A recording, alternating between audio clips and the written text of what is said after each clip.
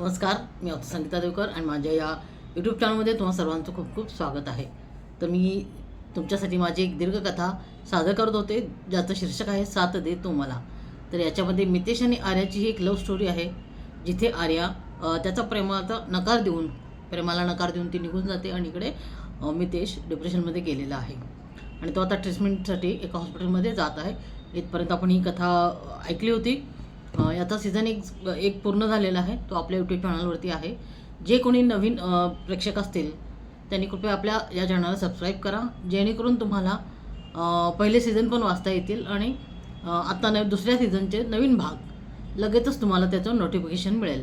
त्यासाठी तुम्ही नवीन असाल तर सबस्क्राईबच्या बेल आयकॉनवर क्लिक करा आणि तरच तुम्हाला याचे सगळे नोटिफिकेशन वेळेत मिळत जातील. तर आपण याचे दुसऱ्या सीझनचे 2 भाग ऐकले होते. आजचा हा तिसरा भाग तुमच्यासाठी. तर सुरू करूयात आजचा तिसरा भाग, साथ दे तू मला. अजिंक्य, प्लीज, ते त्यांच्या जागी बरोबर असू शकतात ना. तू त्यांचीच बाजू घेणार, शेवटी त्यांच्या अंडर काम करतेस ना. अजिंक्य, हे बोलायला आपण भेटत आहोत का? Okay, sorry. बोल, कसा गेला तुझा आजचा दिवस? अजिंक्यने विचारले. आता इथे मिथाली आणि अजिंक्यच्या वडिलांचं हॉस्पिटल आहे. डॉक्टर कार्तिक त्यांच्या अंडर मिताली काम करत असते. ती त्यांची स्टुडंट आहे, म्हणजेच त्यांच्या इंटर्न म्हणून त्यांच्या हाताखाली काम करत असते. आणि अजिंक्य आणि मिताली हे दोघं एकमेकांच्या प्रेमात असतात आणि ते अजिंक्यने मितालीला भेटायला बोलवलं असते. तेव्हा ते संभाषण आपण सुरुवातीचं तिथपर्यंत आपण आलो होतो दुसऱ्या भागामध्ये. तर आजचा हा तिसरा भाग पुढे. तो अजिंक्य तरी विचारतो की आजचा दिवस तुझा कसा गेला. अजू, आज खूप पेशंट होते, सो बिझी होते. डॉक्टर आहेस, मग बिझी असणारच ना. अजिंक्य, ऐक ना, आज एक मुलगा आला होता म्हणजे तो पेशंट म्हणून. मुलगा? कोण मुलगा? अजिंक्य, त्याचं नाव मितेश आहे. गेल्या वर्षापर्यंत तो एक बेस्ट सेलर ऑथर होता आणि अचानक तो डिप्रेशनमध्ये गेला आहे. ते त्याच्याकडे बघून ना खूप वाईट वाटते. इतकं कसं कोणी हळवं असू शकतं अजिंक्य? तिने विचारले. तू, हे लेखक लोक इतकेच हळवे असतात. त्यांना त्यांचं काल्पनिक जग आणि त्यांच्या कथा कादंबऱ्या हेच खरं जग वाटत असते. अजिंक्य म्हणाला. असं काही नसते अजिंक्य, ते पण माणसंच असतात ना, पण मनाने जास्त विचार करणारे असतात. त्यांचं पहिलं प्रेम असफल झाले आणि दुसरी मुलगी त्यांच्या आयुष्यात आली.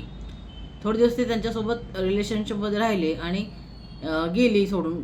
सो बिकम डिप्रेस, म्हणजे डिप्रेशनमध्ये जातात. काही काय आहे तू, मला तर अजिबात नाही पटत. असं कोणाच्या जाण्याने आयुष्य थांबत नसते. खरंच वेडा आहे तो जो कोणी आहे तो, अजिंक्य म्हणाला. असतात काही असे प्रेमात वेडे, जसा तू आहेस ना माझ्या प्रेमात वेडा. मिताली अजिंक्यकडे बघत हसत म्हणाली. हॅलो, मी इतका पण वेडा नाही आहे. हां, मी प्रॅक्टिकल वागतो नेहमी, अजिंक्य म्हणाला. अच्छा, मग समजा मी जर तुझ्या आयुष्यातून गेले तर तू एकटा राहशील माझ्याशिवाय? मितालीने विचारले. थोडा वेळ लागेल, पण नक्कीच राहीन, अजिंक्य म्हणाला. खडूस, जा, बोल नकोस माझ्याशी. इतकंच आहे ना तुझं प्रेम माझ्यावर? मिताली त्याला दंडावर मारत म्हणाली. अरे मग काय, तुला जर नसेल माझ्यासोबत राहायचं आणि या रिलेशनशिपमध्ये, तर मी थोडी तुझ्यावर जबरदस्ती करणार आहे, अजिंक्य म्हणाला. मिताली काहीच बोलली नाही. त्याला वाटली ही रुसली आता. अजिंक्य तिच्याजवळ जात म्हणाला. तू, I really love you. You are my world. तशी मिताली त्याच्याकडे बघून गोड हसली. त्याने तिचा हात पकडला होता. तो आपल्या ओठांजवळ नेला आणि त्यावर त्याने किस केले.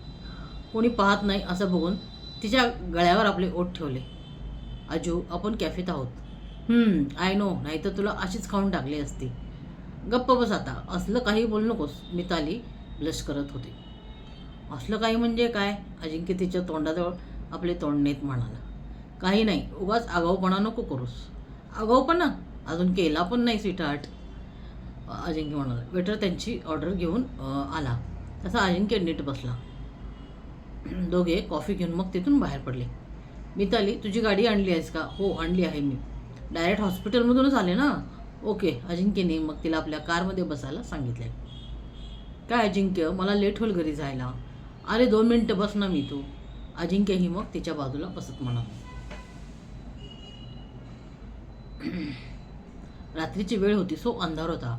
अजिंक्यची कार पार्किंगमध्ये होती. अजिंक्यने मितालीचा चेहरा आपल्या ओंजळीत धरला. अलगद आपले ओठ तिच्या ओठांवर ठेवले. हलके हलके तो तिला किस करू लागला. मिताली त्याच्या केसांमधून हात फिरवत राहिली. अजिंक्यने तिला एक दीर्घ किस केला. Miss you Sweety. अजिंक्यने तिच्या खांद्यावर आपले डोके ठेवले. दोघांचे हात एकमेकांमध्ये गुंफले होते. अजिंक्य, जाऊ का आता मी? मितालीने त्याला विचारले. नको जाऊ, अशीच माझ्याजवळ राहा. चल जाऊ दे, मला लेट होईल मग, मिताली म्हणाली. अजिंक्य आणि मिताली मग कारमधून बाहेर पडले. अजिंक्य, उद्या माझ्यासोबत येशील का? थोडी शॉपिंग करायची आहे. कसली शॉपिंग आता? आजू, मला त्या मितेशची काही पुस्तकं खरेदी करायची आहेत. त्याची पुस्तके घेऊन तू काय करणार?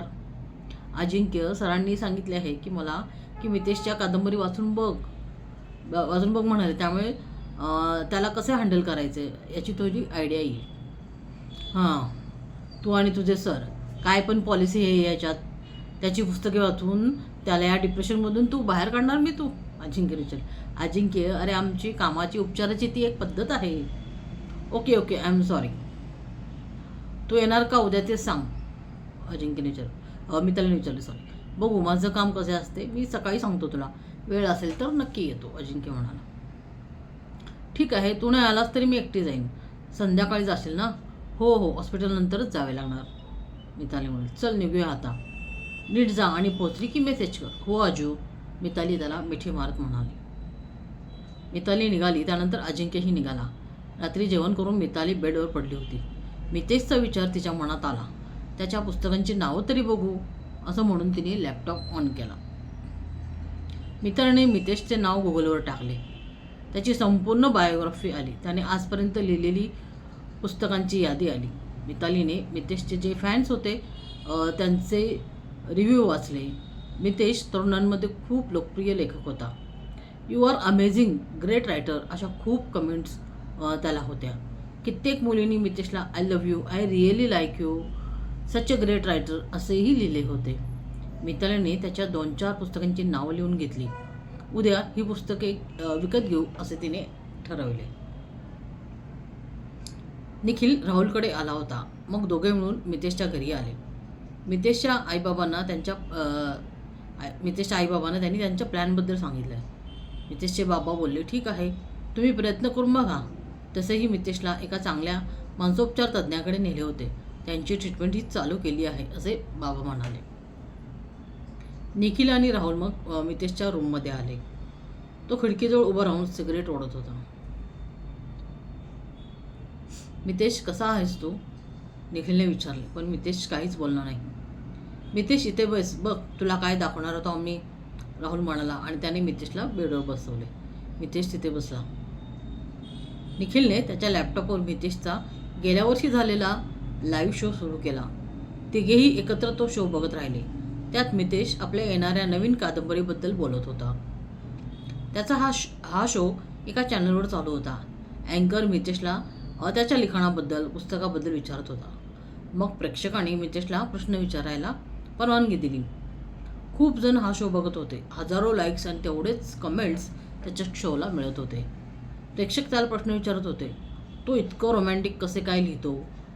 तो जसे लिहितो तसाच तोही रिअल लाईफमध्ये वागतो का? तू सिंगल आहेस का? का तुला गर्लफ्रेंड आहे? असे भरपूर प्रश्न लोक विचारत होते. मितेश चुपचाप तो शो बघत होता. राहुल आणि निखिल त्याच्या फेसवरचे एक्सप्रेशन बघत होते. मितेश शून्यात नजर लावून लॅपटॉपकडे बघत होता. नकळत त्याच्या डोळ्यात अश्रू जमा झाल्याचं त्यांना दिसले. मितेशने आता रडले तर बरेच होईल, निदान त्याचं मन हलकं होईल. खरं तर त्याने मोठ्याने रडून घ्यावं असं निखिल राहुलला वाटत होते. तेच मितेशसाठी योग्य होते.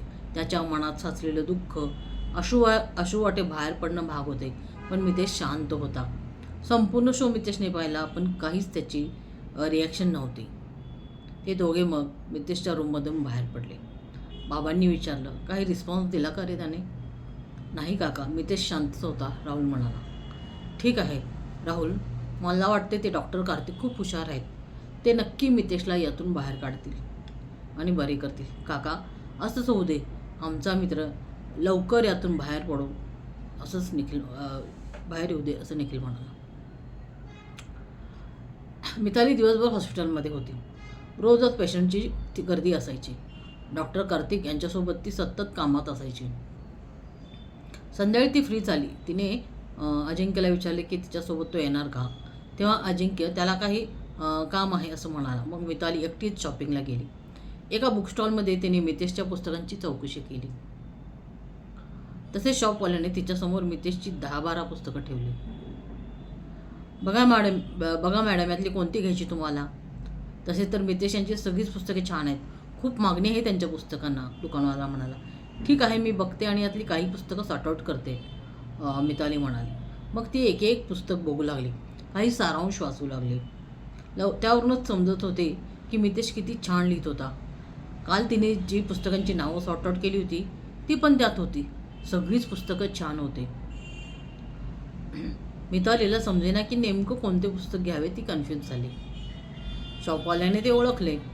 मॅडम यांची सगळीच पुस्तके मस्त आहेत. बघा, तुम्हालाही प्रश्न पडला ना की कोणतं घ्यावे.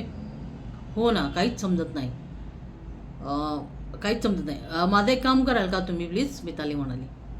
बोला ना मॅडम, काय काम. ते रायटर मितेश सध्या माझे पेशंट आहेत. काय पेशंट, काय झालं त्यांना, दुकानवाल्याने विचारले. जास्त काही सिरियस नाही, पण ते गेले 6 महिने झाले डिप्रेशनमध्ये आहेत. त्यांच्यावर ट्रीटमेंट करायची आहे, म्हणून मला त्यांची पुस्तकं वाचणे भाग आहे. मी एक मानसोपचार तज्ज्ञ डॉक्टर आहे. हा माझ्या ट्रीटमेंटचा भाग आहे, मित्रांनी सांगितलं. मग त्या शॉपवाल्याने 2-4 मितेशची चांगली फेमस पुस्तके काढून दिली. मॅडम, या त्यांच्या कादंबरी खूप चालल्या आहेत, या घ्या. मितालीने मग 2 पुस्तके घेतली आणि ती निघाली. घरी आली मिताली. रात्री ही पुस्तके वाचू असं तिने ठरवले. जेवण करून मिताली रूममध्ये आली. तिने मितेशचे एक पुस्तक वाचायला घेतले. ती एक प्रेमकथा होती. खूप सुंदर शब्दात त्याने लिहिली होती. वाचताना अगदी प्रत्येक घटना डोळ्यासमोर घडते आहे असंच वाटत होते. मिताली त्याच्या कथेत मग्न झाली. बराच वेळ ती पुस्तक वाचत होती. त्यातले रोमॅन्टिक सीन्स तर एकदम सुपर्ब असे लिहिले होते. मितेशची तरुणाईमध्ये इतकी क्रेज का होती हे आता मितालीला समजत होते. रात्र बरीच झाली होती. सकाळी लवकर उठावे लागते म्हणून मिताली मग झोपी गेली. दुसऱ्या दिवशी मिताली आपलं आवरून हॉस्पिटलला आली. ती पोहोचल्या डॉक्टर कार्तिकने तिला आपल्या केबिनमध्ये बोलवून घेतले. Good morning sir. Very good morning Mitali. मितेशच्या केस संदर्भात काय विचार केला तू. सर, मी त्यांच्या कादंबरी वाचून घेते आहे. त्यातूनच मला मितेशबद्दल, त्याच्या स्वभावाबद्दल कल्पना येईल. गुड. मला वाटते की तू मितेशसोबत वेळ घालवावास. त्याला त्याच्या रायटिंगबद्दल सांगून त्याला पुन्हा लिहायला प्रोत्साहन दिले पाहिजे. त्याच्या पुस्तकातील पात्रांविषयी त्याच्याशी बोलायला हवे, डॉक्टर म्हणाले. हो सर, पण मितेशच्या संपर्कात राहायचे तर त्याच्या घरी मला जावे लागेल.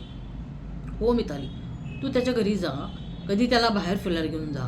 त्याला माणसात आणणं गरजेचं आहे. त्याला बरा करणे ही आता तुझी जबाबदारी आहे, डॉक्टर म्हणाले. ठीक आहे सर, मी माझ्याकडून शक्य तितका प्रयत्न करीन. मिताली मग त्यांच्या केबिनमधून बाहेर आली. तिचा फोन वाजला. तिने पाहिले अजिंक्य कॉल करत होता. तिने कॉल घेतला. गुड मॉर्निंग अजू, ती म्हणाली. Good morning sweetie. आली का तू हॉस्पिटलला. हो, आत्ताच आली. तू ऑफिसला आला का. हो. बाकी काय म्हणतात तुमचे सर. अजू, ते तुझे वडील आहेत. वडीलही आहेत. हो, माहीत आहे मला. मग असं का बोलतो त्यांच्याबद्दल, ती म्हणाली. Me you know everything. तुला माहीत नाही. अजूनही ते माझ्याशी नीट बोलत नाहीत. घरी असले की मी माझ्या रूममध्ये, ते स्वतःहून कधी माझ्याशी बोलत नाहीत. रादर त्यांना माझ्याशी बोलायचंच नसते. अजिंक्य, मग तू कधी स्वतःशी त्याच्याशी बोलायचा प्रयत्न केला का. मिताली, मी समोरून गेलो की ते दुसरीकडे निघून जातात. असा कोणता मोठा गुन्हा केला आहे मी. माझा गुन्हा इतकाच की मी डॉक्टर नाही बनलो. अजिंक्य, ओके, नको जास्त विचार करू. आपण भेटू संध्याकाळी, मिताली म्हणाली. ओके, तुझे काम संपले की मी येतो, तुला पिकअप करतो. चालेल, बाय, गुड डे. मितालीने मग कॉल बंद केला. एक पेशंट यायला सुरुवात झाली होती. थोड्या वेळात मितेश त्याच्या बाबांसोबत आला. 1 आठवड्यानंतर तो डॉक्टर कार्तिक यांना त्यांना भेटायला बोलवलं होते मितेशला चेकअपला. मिताली डॉक्टरांच्या केबिनमध्येच होती. मितालीने लेमन कलरचा कुर्ता आणि त्याच्याखाली व्हाईट पॅन्ट घातली होती. कुर्त्यावर व्हाईट कोट होता. गळ्यात टेथोस्कोप होता. केस तिने क्लिप लावून मोकळे सोडले होते. खूप छान दिसत होती ती. मितेशने एक नजर तिच्याकडे पाहिले. गुड मॉर्निंग मितेश, डॉक्टर कार्तिकने त्याला बघून ग्रीट केले. पण तो निर्विकार कोऱ्या चेहऱ्याने खुर्चीत बसला. Good morning doctor. डॉक्टर विकास मितेशचे भाव बोलले. कसा आहे मितेश, आता मेडिसिनचा काही उपयोग झाला का, म्हणजे काही बदल जाणवले का तुम्हाला मितेशच्या वागण्यात?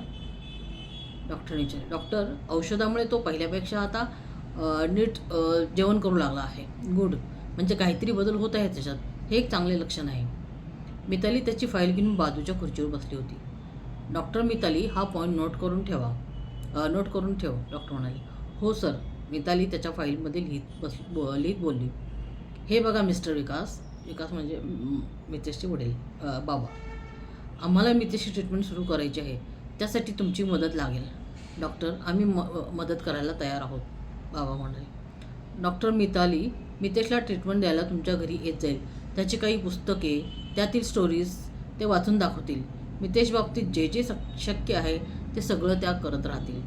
म्हणजे त्यांच्या जुन्या आठवणी, त्यांचं लिखाण, या बाबतीत डॉक्टर मिताली काही प्रयोग करून बघतील आणि हे सगळं तुमच्या घरी मितेशच्या सहवासातच राहून होऊ शकते, असं डॉक्टर म्हणाले. तर आज आपण इथेच थांबत आहोत. कथा तुम्हाला कशी वाटते नक्की मला कमेंट करून सांगा. आणि अशाच पद्धतीच्या अजून माझ्या कथा ऐकण्यासाठी आपल्या चॅनलला नक्की सबस्क्राईब करा, बेल आयकॉनवर क्लिक करा आणि ऐकत राहा. साथ दे तुम्हाला. धन्यवाद.